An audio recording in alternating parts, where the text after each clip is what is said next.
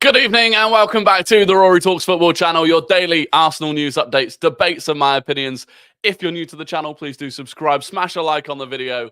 It's a Tuesday evening. We're making our way through the week and there are loads of you already in the chat, which I absolutely love to see.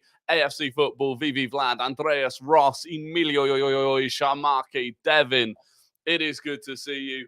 There is football on tonight. Actually, there is football on tonight. It's the FA Cup, which unfortunately we are not a part of. We're not a part of the FA Cup. But look, there are pros and cons to that, and the pro is that we've got a week off. Although the way that we're playing at the moment, I want to see Arsenal playing every other day because it's delightful. Saka, Leo, PV, Philip, SAS does stuff. Good to see you all as well. So the games tonight, you've got Bournemouth against Leicester, Blackburn against Newcastle United, and Luton against Manchester City. And to be honest, if I was going to watch one of those, I actually think it would be Bournemouth against Leicester. I actually think Bournemouth against Leicester is probably the most entertaining game on paper out of those, because I think Leicester could upset Bournemouth. And I've also got a long shot outside bet on Leicester to win the FA Cup. So I will be supporting them. Mbappe has just arrived to meet Macron. Yeah, they said that. So that meeting is Kylian Mbappe, Emmanuel Macron, the president of France, and some other geezer who's like, I don't know, head of something in Qatar, basically the money man from Qatar. And they're like, oh, but it's got nothing to do. It's got nothing to do with PSG. It's got nothing to do with Mbappe staying at PSG. I'm like, they're going to offer him part of the country to stay at PSG at this point. It's insane. Daniel, good to see you. We've won enough FA Cups. Yeah, look, we can go a year without winning the FA Cup. Creeper, good to see you as well, Joseph. There's a Copa del Rey game too, and a Coupe de France. There are. There's a lot of English. There's a lot of like England's lower league games today as well. What's the French one? The Coupe de France. Lyon against Strasbourg, and then in Spain, you've got the whatever it is. Rory, did you see Bowen's hat trick last night? Yeah, it was good. It's crazy though. It's crazy how quickly the conversation, suddenly people are comparing Bowen and Saka again. Bowen has been, and listen, I'm a huge fan of Jarrod Bowen. I love seeing him do what he's doing. But people trying to compare him against a Saka now. And I'm like, hang on, Bowen's been ghosted since the start of the year. Like, finally scored a hat-trick, and it was a good one. And West Ham in the opening 10 or 15 minutes last night were unbelievable, unrecognisable from the team that we've seen. But yeah, people suddenly talk about, Jarrod Bowen getting into the England team and stuff like that. If Bukayo Saka ever went a period of games that Jarrod Bowen just had, I mean, God, there would be just constant talk about it. So, and obviously, realistically, Bowen's not at Saka's level, but no, it was a good hat-trick. And then the other goal from Emerson, what a strike. What an absolute strike. Magnus, Francisco Oliveira, and Smithy, it is good to see you. With Chelsea's apparent FFP issues, do you think we'll try and sign anyone from them? Would you take anyone from their team? Good question, Vlad. Good question. So it came out last night, and this came from Matt Law, who is a Chelsea-related journalist, saying rival clubs believe that Chelsea need to make £100 million before June the 30th. So June the 30th is when the cycle for the next year of FFP starts. So it runs June 30th to June 30th, and it's on a 3-year cycle. And it's believed that to avoid breaching FFP rules, Chelsea need to make £100 million. And that's not, well, so according to Matt Law, he just says they need to make £100 million. That can be seen as two different things. That can either be seen as 100 million profit, as in on the books, they're 100 million short of where they need to be, or it can be seen as 100 million in sales. And the reason for that is that, and this is because of amortization and stuff like that, but let's take Mykhailo Mudryk, right? Let's say he was 80 million and it's spread over 8 years. That means it's 10 million a year. But if they sell him, everything that hasn't been amortized up to that point, so he's been there for a year, so they've paid 10 million. That remaining 70 million, that gets taken off whatever they sell him for on the books. So it's actually, and this is probably why they're looking at selling Gallagher, Broja, because that's complete pure profit because they're academy players. So they could be in serious trouble. And if they are, is there someone that I would go and buy from them? Would you buy anyone from Chelsea? Good question. Let's have a think. Malo Gusto. I'd consider Malo Gusto.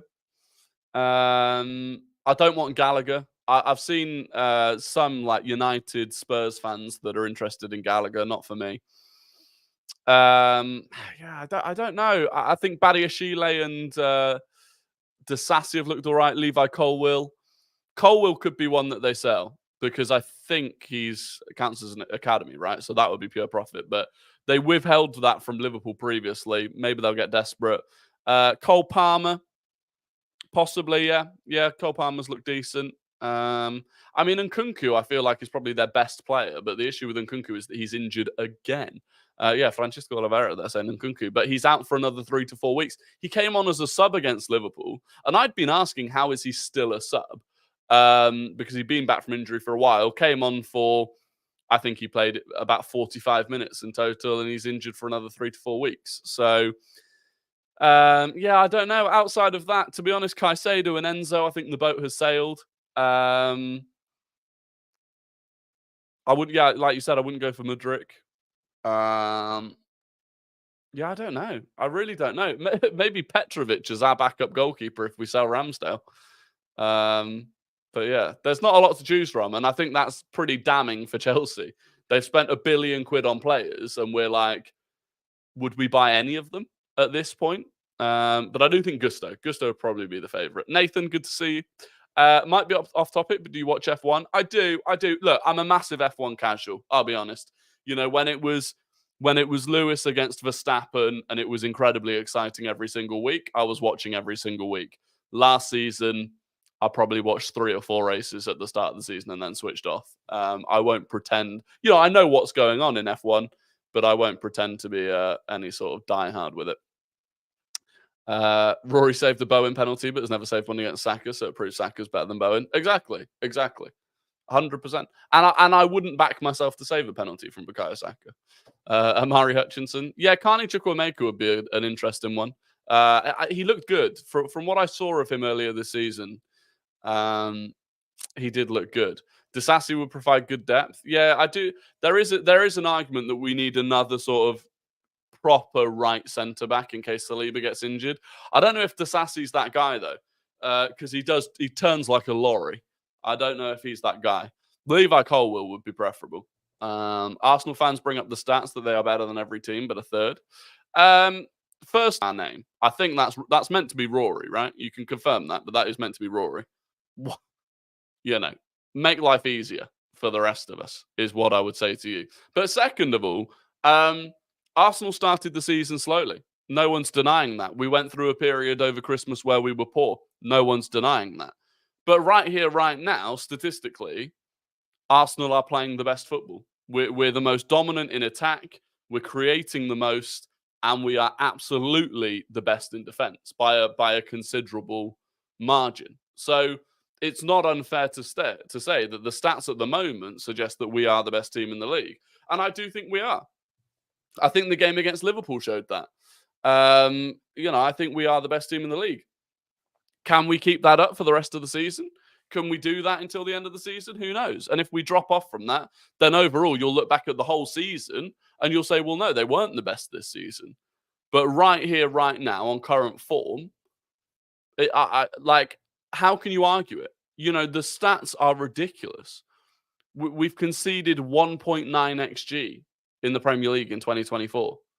The closest to us. In fact, I'll you know what? I'll pull up the picture. I'll pull up the goddamn picture. Let's have a look at this. Where is it? Here you go. Let me just pull this up. Let me pull this up. We'll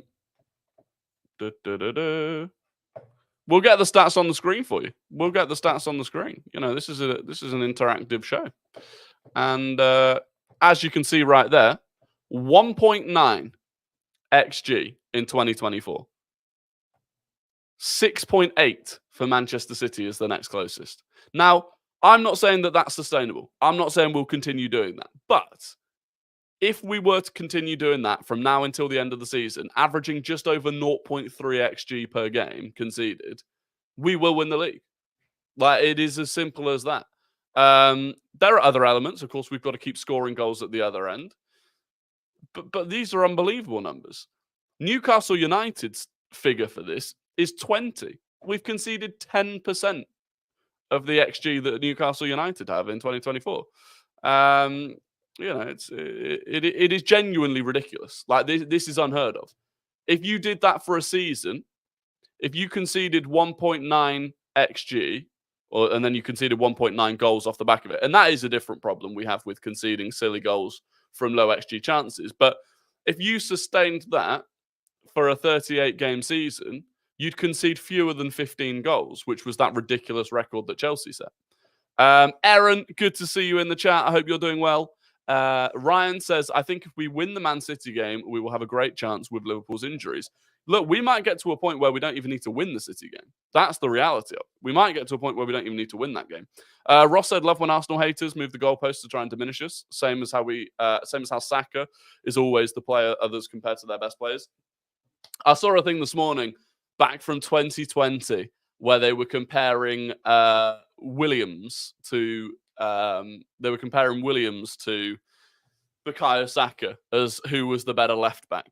I mean, it's just laughable, isn't it? Score predictions versus Sheffield United.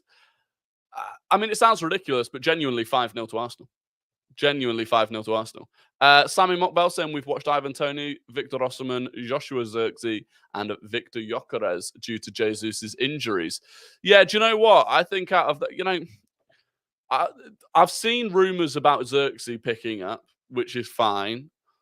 Gyökeres, I mean, I wouldn't mind any of them, truthfully. I think Victor Osimhen would be the preference. I'd then probably prefer Gyökeres over Toney at that point. But we'll see. We'll see. I think it's clear we're going to go and get a striker of some description anyway. When Timber comes back, will he be a starter? I don't think he'll start for the rest of this season, to be honest. I think he'll come back very slowly. It's Rory, yeah. If you do it at City, I'll hold my hands up. Well, we'll see. But like I said, we might get to the City game and not even need to win. Aaron says, when will Timber come back? Arteta last week said that Timber would be rejoining the squad this week for some of the training. So we'll see. I think the way that we're playing at the moment, the way the squad doesn't need Timber at the moment, it means we can be a bit more relaxed with how quickly we bring him back. Same with the likes of Zinchenko and Jesus. The form that we've hit has afforded us the ability to give those players a bit of extra time to come back, which is really good. It's ideal. Only 5-0, a bit pessimistic. Well, I want to be humble. Rory, what's your thoughts on the PL account on TikTok giving away our tactics on corners? Look, the reality is, and I've seen this before, if a social media manager for TikTok knows what our tactics are, so do the set piece coaches at the Premier League clubs. Like, it's the equivalent of if I make a video about Arsenal's tactics, I would assume that the professional coaches at Premier League football clubs have seen it too. So I don't. It doesn't bother me. It doesn't bother me. I'll be honest. Thoughts on Sesko? Apparently, we've been scouting. Yeah, I mean, Sesko is an interesting one. He had a lot of interest before he went from Salzburg to Leipzig.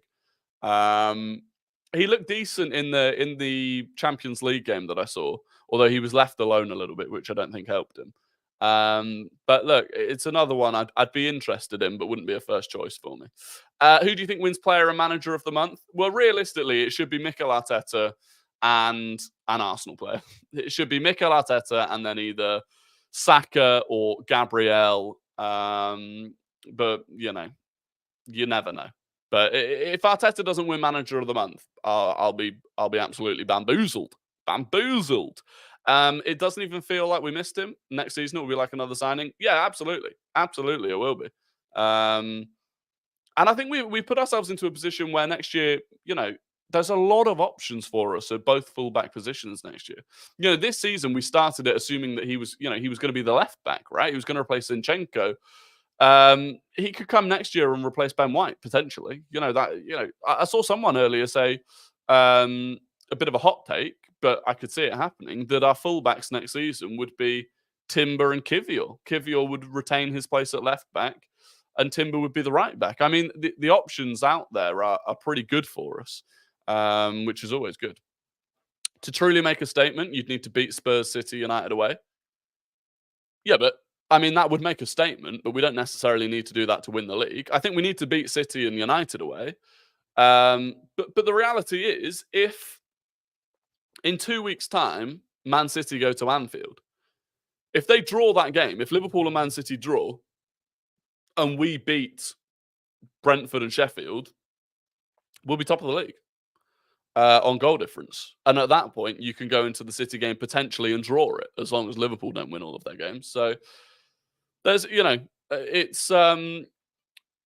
I think there's a potential. And look, if we went to the Etihad and drew, and we go and win at Spurs and we win at United and we beat Chelsea, we'd have gone the entire season without losing to one of the big six. We'd have beaten Liverpool. We'd have beaten Man City. I think obviously you want to go to the Etihad and win, but it's the Etihad. There's no guarantees. Just patiently for the run on Carra. Honestly, Carragher's, I mean, Rio is the real piss taker. Last night, Rio Ferdinand, that's just reminded me. Do you know what? With Rio Ferdinand, I'll be honest, and I said this on TikTok, the one thing that I can at least say with Carragher, with Neville, with a lot of them, is that sometimes, you can listen to them and actually understand what they're saying. They make some good points. When they're talking about their own clubs, or if they're bitter about Arsenal, it can get bad. But you can still, Monday Night Football can be a really good show. Rio Ferdinand is just a donkey. Like, he is an absolute donkey. He clearly lacking a lot of intelligence, right? And that's not his fault, but he clearly is. But he sits on this podcast, whatever that podcast is, by the way, and he's worse than like the worst clickbaiters in YouTube. And it's crazy how within the last few years, the kind of switch of traditional punditry has just become what YouTube and TikTok is pretty much. Like, when we get into arguments on TikTok about combined 11s and stuff, you don't expect them to be doing that. But I mean, just everything he said was nonsensical. Even if you took out, if you hadn't heard it, by the way, you probably have, but if you hadn't heard it, he claimed that if Manchester United offered Mikel Arteta a job, he'd jump ship and go straight away. He couldn't really back it up with anything, but that's what he claimed. Even if you take out the fact that Arteta was an Arsenal captain, has a massive connection to Arsenal, to the club, to the fan base, and the fact that he's also got a connection to Man City, having gone and coached there, so that would make him, far, far less likely to want to take a job at Manchester United, who are our rivals. Even if you took all of that out of it and just looked objectively at the football situation, Arsenal are currently a better club, in a better position, reaching the pinnacle of what has been completely his project. We have a better ownership. There is no footballing reason. And then you look at the fact that the big thing at Arsenal that he's been allowed to do has been to create his own thing.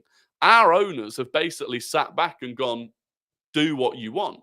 It was from an owner's perspective, it was a pretty mental thing to get rid of Aubameyang in the way that Arteta did. And in the same light, Manchester United would never do that because they're a business model. They would never do that to Rashford or to a Bruno Fernandes. But Arteta was like, this is what the club needs. And he's had the full backing of the ownership to do that. The new owners, Ineos and stuff at Man United, they're the complete opposite. They want complete control. They basically don't want the manager to be involved in scouting or building the squad or any of that. They just want him to be a coach. So it's actually, even all of the logical stuff out of it, if you focus purely on the football side of it, it would be completely nonsensical. And the thing is, other people, right? I'd look at some people and be like, okay, they've said something tongue in cheek. They know what they're doing. They're doing it for a laugh. But I just don't think Rio Ferdinand's got the mental capacity to do that. I think he genuinely believes it. He thinks it's still 2009. He thinks it's still Fergie time, and it's just not. He also claimed Bergkamp doesn't compare to Gerrard. Yeah, he claimed that. He claimed that Saka isn't world class and all the rest of it. I mean, he is a raging donkey. Let's be real. Rio Ferdinand is good until it comes to actually talking about football. Yeah, but what else? I don't really listen to him talk about anything else, to be fair. Who misses out? Bowen, Watkins, Tony. If you had to pick one not to go to the Euros, Bowen. I don't think Bowen goes to the Euros, to be honest. Why do people still gas Man United? They're actually poor. They are. And a thing came out today. Actually, I wanted to talk about that. It's kind of a good little segue. A thing came out today of the wage bills for 22-23. And I mean, I'll go and find one. So, there was one that I saw that said Arsenal were actually now third on the list for highest wage bill. Man United first. Man United first, Man City second, Arsenal third. There's another thing here that people are using, right? So I'll show you this one because I don't know where the other one was. But I'll show you this one. So this came from Martin Ziegler. So this is wage bills for the top Premier League clubs for the 2022-2023 season. Man City top, obviously. Man United second, Liverpool third. Oh, no, that's not even in ascending order. Why has he done that? So Man City are top, Liverpool second, Man United third. No, Chelsea third, Man United fourth, and Arsenal fifth. Now, but then they've got stars next to them where half of those teams are actually from the 21-22 season. This has come down. Man City's has come down. Man United's has gone up. Liverpool's has gone down.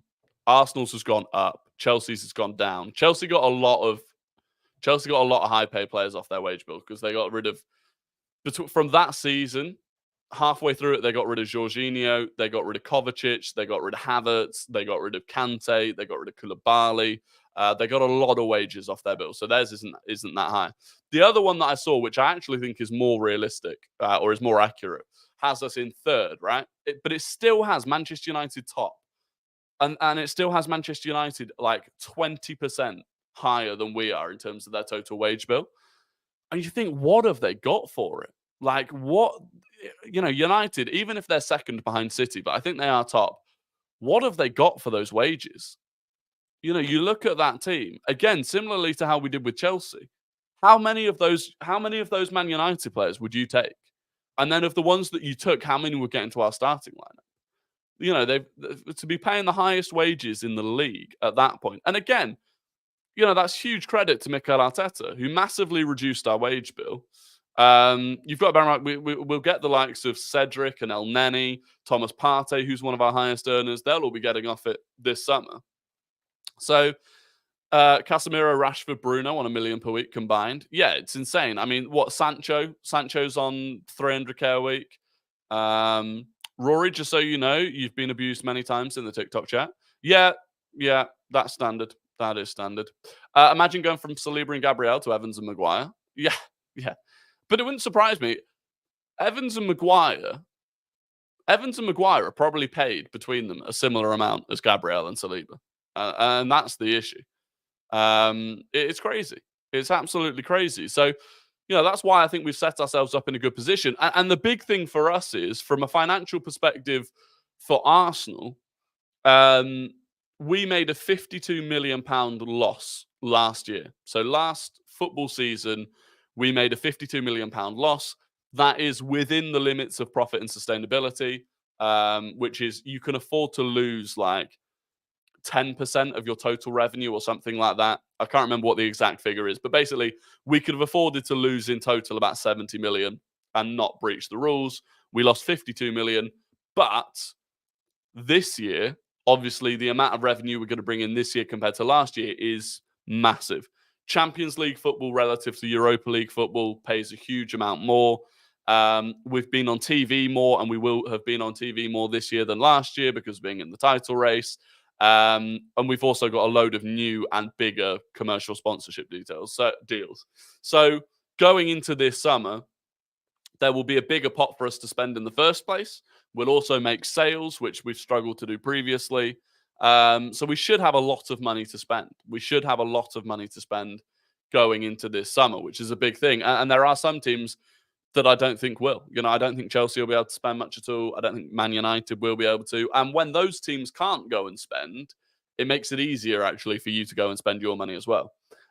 Those accounts also revealed just how bad the signing of Pepe was. Good riddance, Raul Sanllehi. Yeah, it's that's almost fraudulent. So it revealed so basically all of our accounts got released today for the last year, and it shows that we finally finished paying for Pepe.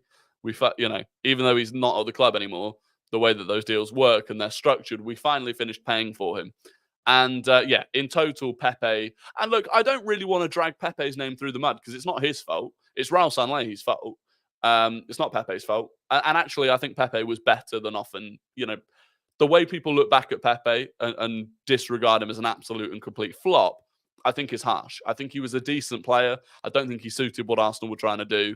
But he did cost in total £130 million between the transfer fee, the wages, the interest payments on the transfer fee, because we paid it over a set number of years. In total, it cost £130 million, which is ludicrous, right? For what we got from Pepe, 130 million is madness. And the good thing is, I don't think we will make that mistake again. I would argue the closest financially that we will get to making that mistake is Kai Havertz. And I'm not slandering Kai Havertz here, but Havertz was at quite a big fee and he's on big wages. So if Havertz was to flop and we were stuck with him for a few years on those high wages, that would be a bad signing. But as it is, I think Kai Havertz is coming on leaps and bounds and won't go down as a flop at all. In fact, I think I think he'll be a regular starter for us next year. And I don't know how that'll be because, if we go out and sign a striker, then Havertz would be the 8. But a lot of us are like, well, we should spend big money on an 8 and a striker. But I just have a feeling that Kai Havertz is going to be in the starting lineup the majority of the time next season. Isn't he the highest paid? Yeah, well, there's some debate about who's the highest paid. It sounds like it is Kai Havertz. But again, even if it is Kai Havertz, which rumoured is about 265,000 a week, I mean, that's less than several players are on at Manchester United. That's less than 3 or 4 players at City. Saka, I think, is on 200. Saka, I believe, is on 200,000 a week. Which, again, when you consider that like Rashford's on 350, it's good business. It's genuinely good business because they'd have had conversations. There will have been teams that will have sniffed around Bukayo Saka, and there were probably conversations where a City or a Real Madrid would offer him 300 grand a week. So to get him on 200 is actually good. Would you want a centre back in the summer? De Ligt, maybe. I think I would, but I don't think it would be De Ligt. I think it would be another versatile player, someone that can play right centre back and right back, probably. Which I don't think would be De Ligt for me. What's your prediction for the second leg against Porto? I actually think we're going to win it quite comfortably. Which again, I don't want it to come back and bite me, but we've had a habit against Porto in the past of Porto are very much a home team, and we've had a habit in the past of losing a first leg in Porto and then comfortably winning the second leg at home. And I just think the way that we're playing at the moment, the way we'll play at home, they won't get those decisions. The decisions that they were getting in that game that completely ruined our flow, you're not going to get that in front of a home crowd. A referee isn't going to give those decisions. So I'd be very surprised.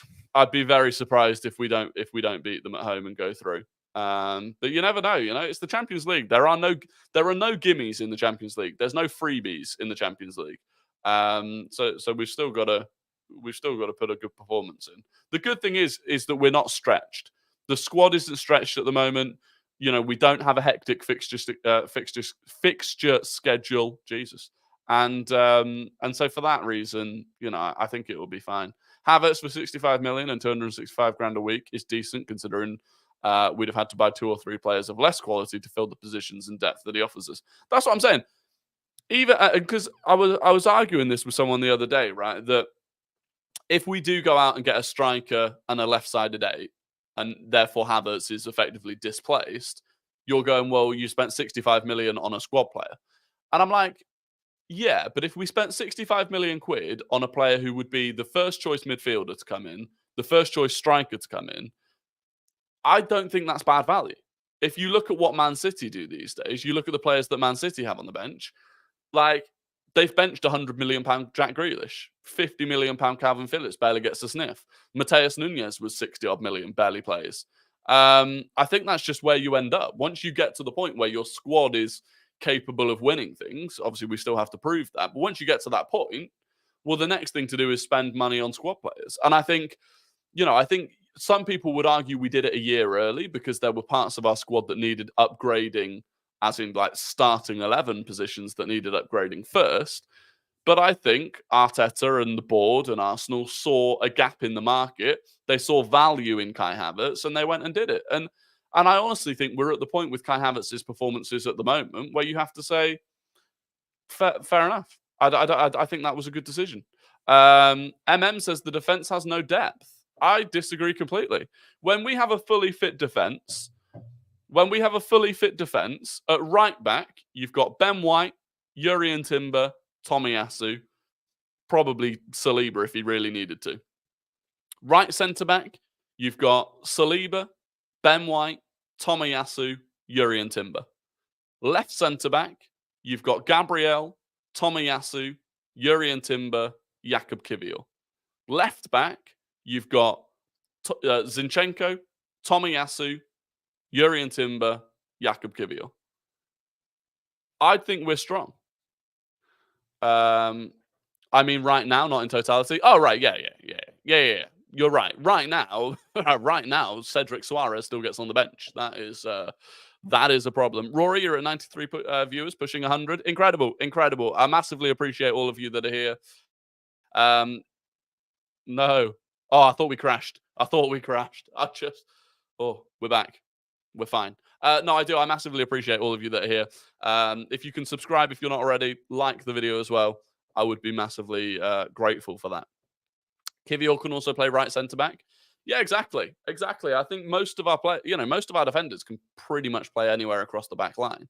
But he's right. The guy, I missed his name. MM. Yeah, MM. He's right.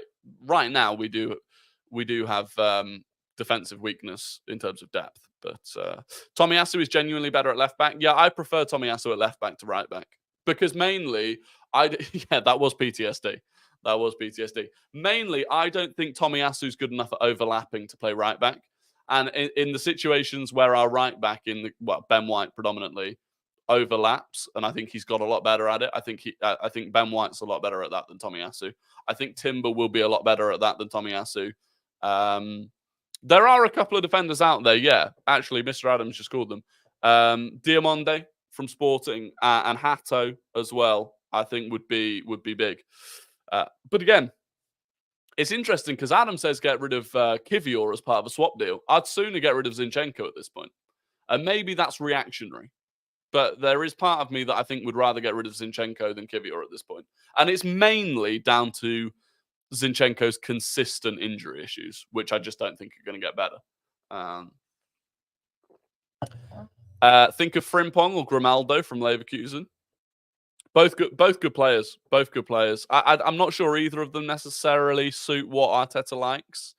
Martin says, "No, I'm a Zinni fan." I'm a Zinni fan, and I think when he's fit, he starts because I think what he adds to our midfield is incredible. But his injury problems are really becoming.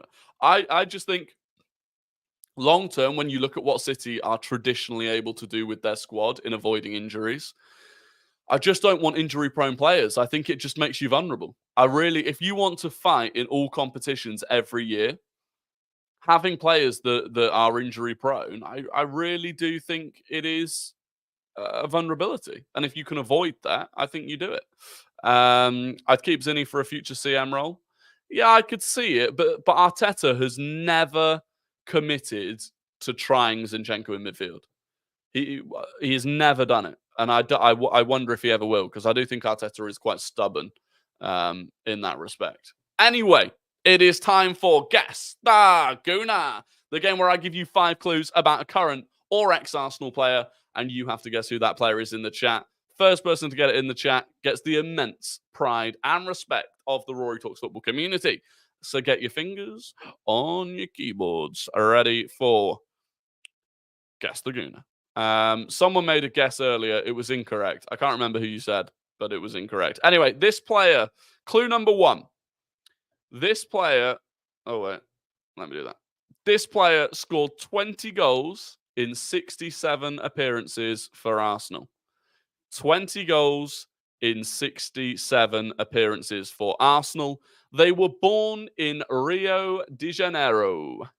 They were born in Rio de Janeiro. Clue number 3. They joined from Dinamo Zagreb in 2007. They joined Arsenal from Dinamo Zagreb in 2007. Clue number 4. They are a 5 times champion of the Ukrainian First Division. They've won the Ukrainian League 5 times. And clue number 5, they are known well for their horrific injury against Birmingham City. And lots of you have now got it. Lots of you have got it. But who was first? There were guesses for Ospina and Senderos, Shamak, Willian, Cazorla. But the first person to get... Well, now, controversial. I don't think I can get it. I don't think I can give it to Mr. Adam. Mr. Adam was the first. Mr. Adam put Edu, but I don't think he meant Eduardo. I think he meant Edu. So unfortunately, I can't give Mr. Adam the benefit of the doubt on that one, which means the winner, the person who got it first, was Francisco Oliveira. It was indeed Eduardo. Jay was second. Vivi Vlad was third. Ross Lawman was fourth. And Mr. Adam was 5th. And the fact that Mr. Adam came in and put the full Eduardo afterwards makes me think he wasn't going for Edu. He wasn't going for Eduardo the first time. So congratulations. Congratulations to our winner, Francisco Oliveira. Well done. Shamak? No, not Shamak. It was Eduardo. Joseph thinks he's... Whoa. VAR. Joseph thinks he was second. Not on my screen, unfortunately, Joseph. On my screen, Joseph, you were 7th. Behind Young Tar. It went Mr. Adam, Young Tar, Joseph, and then MM on my screen. Unfortunately, Joseph, that's the way that the internet works. The way the internet works. On your screen, you might be in second, but by the time there's the ping delay and all the rest of it, and it gets to me, you are unfortunately not in second. Anyway, it's time. We would have won the league that season. Yeah, possibly. It's time for Guess the Non-Gooner, the game where I give you a player who does not and has not played for Arsenal. I give you their full career path, and you have to guess who that player is. Drakkar, I start them at 6:30 UK time. Every day, 6:30 UK time for the streams. So this player, you guessed the Non-Gooner player, started their career at Boa Vista. Ross Lawman hates Martin Taylor. What's my... yeah. I forgot who you were talking about then. I was like, what's Martin Taylor done? Yeah, he was a knob. Yeah, so they started at Boa Vista. They went on loan to Desportivo Aves. They then moved permanently to Porto. Obviously, lots of you going for some Portuguese guesses so far. So they went Boa Vista, Deportivo Aves on loan, Porto, Liverpool,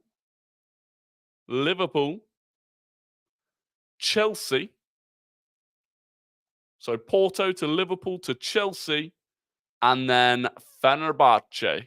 And they retired in 2016. They retired from Fenerbahce in 2016. So they went Boa Vista, Desportivo Aves, Porto, Liverpool, Chelsea, Fenerbahce. And, it was a tight race. Between, obviously, there were loads of you giving Portuguese guesses.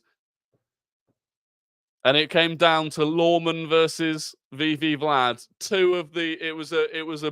It was a big 2 showdown between Ross Lawman and VV Vlad. And it was VV Vlad that came first. VV Vlad, Raul Morales came first. Ross Lawman was second. Francisco Oliveira was third. Sportcat was fourth. And Leo Nesbitt was fifth. And that is heartbreak for Ross Lawman. But congratulations to VV Vlad. And I believe Ross Lawman called it before the stream started. He said VV Vlad being here meant no Guess the Gooner medal. I shouldn't have typed Rui. Yeah, given the full name cost you there. Given the full name cost you. Joseph thinks he was fifth again. Yeah, it's unfortunate. If it's your internet, Joseph. Well, it's not your internet. It's just the internet in general. But the bigger your delay is, the worse it is for you, unfortunately. But congratulations for getting it correct. You know, if you got it correct, you get like a participation, pat on the back. But VV Vlad gets the medal. And actually, it was it Francisco Oliveira that got Guess the Gooner? I think so. I think it was. Anyway, that's it for the Ross Lawman says he'll come back stronger tomorrow. Yes, we will. Anyway, get a few questions in the chat. We've got a few minutes before I wrap things up. I would like to know how old VV Vlad is. How does he know these players? Well, I mean, that's up to VV Vlad to disclose that information. That is up to him. What else has happened today? Much in the news. Well, Manchester United want Zinedine Zidane, apparently. And I think that would be a car crash. John says, I'm your biggest fan. Thank you, John. Thank you, John. That means a lot to me. Yeah, Man United apparently want Zinedine. Well, Ineos apparently want Zinedine Zidane. For me, I don't think he'll do well. I don't think, unless he went to Man City, I don't think he'd do well at a Premier League club. I think a large part of his success at Real Madrid was being at Real Madrid. Vlad says Football Manager is where I mostly know these players from. That's like me. That's like me when it comes to flags of the world. Flags of the world, and I only know it because of FIFA. Would you go for Evan Ferguson or Trustin Beereth? I would. I'd rather Trustin Beereth at this point. If you'd asked me that last season, I'd have said go for Evan Ferguson, but not now. I'd rather Trustin Beereth. Did you see? Beereth is really good friends, childhood friends with Jamal Musiala. Imagine that. Imagine we somehow got Jamal Musiala. That would be nice. Leicester versus Bournemouth kickoff. I'll lock it in DraftKings. Leicester versus Bournemouth score. I'll lock it in DraftKings. I would go 2-2. 2-2. I say get Jose at the wheel. I want Jose to go to Chelsea. Although it seems like Chelsea have got a short list of actually good managers, which is annoying. It just depends if any of those good managers would actually want to go to Chelsea, which is a complete car crash and a graveyard for managerial careers at the moment. Have you heard about Arsenal blocking loads of accounts for overuse on TX? For overuse? No, I haven't. Are you sure that's not? I do know they've got issues with being a bit oversensitive to people thinking that they're bots, but I didn't know that they'd actually blocked accounts off the back of it. I get timed out all the time because it thinks I'm a bot, but that's basically confirmed Musiala to Arsenal. Well, they wish each other happy birthday on Instagram. So if that's not a sign, I don't know what is, Ross's knowledge is just memory, really, but FM helps. Yeah, I've never really played Football Manager, to be honest. Football Manager's always just been one of those games I've looked at where I'm like, if I start, I'll fuck my whole life up. So I just avoid it. Do you think De Zerbi moves this summer? Where would he go if he does? I mean, there are a lot of clubs supposedly have him on their shortlist, right? Bayern, Chelsea, United potentially. Has he done enough? Has he done enough? I don't know. It wouldn't surprise me if he does get a move.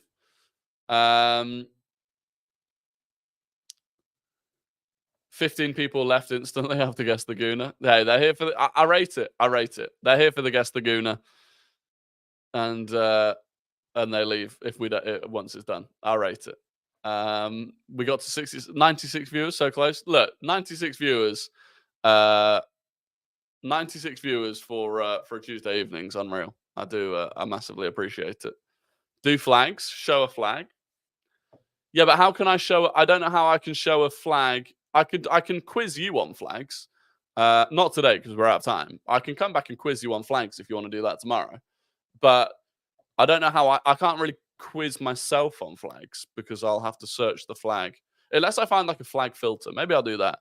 Maybe we'll go on like Sporkle and do flags at some point. Or maybe that would just make us all very sad individuals to see naming flags. I don't know. It sounds like you want it. It sounds like you want it. There we go. Well, at some point, if there's not a lot to talk about, we'll just start naming flags. That sounds like a good evening. Sounds like Rory just dissed his fan base who play FM. No, I respect everyone that plays FM. I do. I just, I know it would damage me. It would damage my welfare if I started. So I can't. Bring on the flags. Oh well, look. I think if we were to run a poll, I think flags has won. So flags will be there at some point. Gaming stream. I'm a fraud. I'm a fraud. The gaming streams are coming soon. There's a couple of things I want to do before I get the gaming streams going. But they are going to come. They will be here. They will be here. But look, that is going to be the end of the stream. I massively appreciate all of you that have joined. As always, I will be back tomorrow. Usual time, 6:30 p.m. If you can drop a like on the stream before you jump off, drop a subscription as well. That would be wicked. But until then, have a fantastic evening. Enjoy the football if you're watching it, and I will be back tomorrow. Goodbye.